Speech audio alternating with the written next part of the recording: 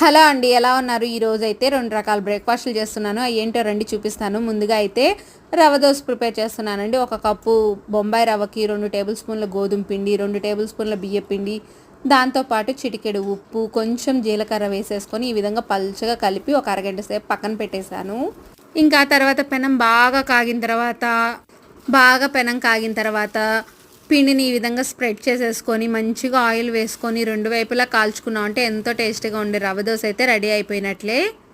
దాంట్లో నంచుకోవడానికి పల్లీల చట్నీ చేశాను. ఇంకా ఆ తర్వాత నిన్న వడలైతే మిగిలినాయండి. ఇంకా రాత్రి ఏం చేశానంటే మంచిగా చిక్కటి పెరుగు తీసుకొని దాన్ని బాగా గిలకొట్టేసుకొని దాంట్లోని ఈ వడలు కూడా వేసేసుకొని తగినంత ఉప్పు వేసి పక్కన పెట్టేశాను. ఓవర్ నైట్ అంతా నానడం వల్ల వడ బాగా పెరుగులో నాని మెత్తగా ఉంటుంది. ఇంకా ఆ తర్వాత జీడిపప్పు, మిరియాలు, జీలకర్ర, ఆవాలు, పచ్చిమిరకాయలు, ఎండుమిరకాయలు, ఇంగువ వేసేసి తాలింపు పెట్టి పైన గార్నిష్కి కొత్తిమీర, గొడ్డు కారం చల్లుకుంటే ఎంతో టేస్టీగా ఉండే వడ కూడా